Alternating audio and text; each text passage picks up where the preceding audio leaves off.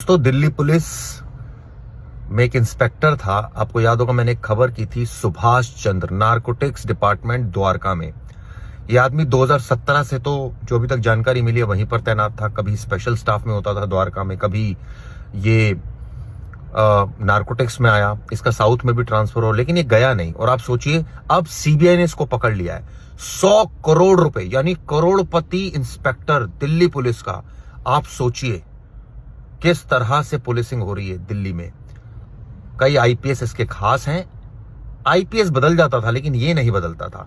ये वहां पर आरोप है कि उत्तम नगर में तमाम जगहों पर जाकर नाइजीरियंस जो ड्रग्स के केसेस में इन्वॉल्व रहते हैं उनसे उगाही करता था। और आप सोचिए आज सीबीआई ने इसको पकड़ लिया है। इससे पहले आपको याद होगा हेड कांस्टेबल अजय पकड़ा गया था। इसका ही खासम खास था, 50 लाख रुपए नारकोटिक्स के ऑफिस से मिले थे। और अब आप सोचिए, हमने उस दिन भी खबर की थी और आपको बताया था कि जो मुख्य सरगना है वो सुभाष, जो इंस्पेक्टर है वो है। लेकिन अब आप सोचिए सिर्फ सुभाष ही नहीं है, इसके ऊपर भी बहुत लोग हैं। वो तो बच ही जाएंगे क्योंकि अब सीबीआई ने इसमें आखिरकार इंस्पेक्टर सुभाष को गिरफ्तार कर लिया। 100 करोड़ की प्रॉपर्टी और सारी चीजें पता चली। सवाल ये उठता है कि एक इंस्पेक्टर कैसे इतना फ्लरिश कर रहा था? कोई देखने वाला नहीं था या आंखें सबने मूंद रखी थी, या चढ़ावा इतना चढ़ रहा था कि कोई कुछ बोलने के लिए तैयार नहीं था, सबको खुश रखता था।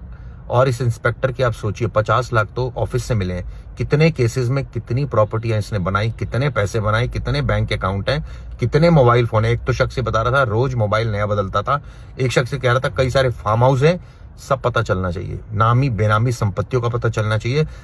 द्वारका इलाका बिल्कुल आइसोलेटेड इलाका है, कोने में दिल्ली के बिल्कुल बॉर्डर पर। वहां देखिए इस तरह की घटनाएं चल रही थी, कोई देखने वाला नहीं था। एक इंस्पेक्टर 100 करोड़ रुपए बना लेता है दिल्ली पुलिस का, और अब सीबीआई ने उसको पकड़ लिया आखिरकार।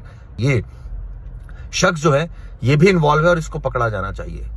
हमने इस खबर को प्रमुखता से दिखाया था और आखिरकार सीबीआई ने इस मामले में आरोपी इंस्पेक्टर सुभाष यादव को गिरफ्तार कर लिया। सवाल ये उठता है कौन इसको बैक कर रहा था। ये भी पता चला है कि कई आईपीएस अफसर इसके खासम खास थे। ऐसा हो ही नहीं सकता कि एक आदमी नीचे भ्रष्टाचार कर रहा है, ऊपर वाले को पता नहीं है। ये कैसे संभव है आप सोचिए। या तो उसने आंखें बंद कर ली, और कई लोगों को ये मिलवाता था, मतलब इससे जो लोग कनेक्टेड थे ये बोलते थे तो बहुत ही बढ़िया अफसर है, इसकी बड़ी अच्छी नेटवर्क है। ये बताते हैं उत्तम नगर, नजफगढ़, द्वारका, ऐसे तमाम जगहों पर जहां पर नाइजीरियंस रहते हैं, सबको पता है इलीगली रह रहे हैं, ड्रग्स का कारोबार कर रहे हैं, लेकिन द्वारका पुलिस सो रही है। और आप सोचिए एक इंस्पेक्टर इसकी आड़ में उगाही कर रहा था और किसी को पता नहीं चला। ये कैसे संभव है? अगर आपको वीडियो अच्छी लगी हो तो लाइक और शेयर करें और साथ ही चैनल को सब्सक्राइब भी करें।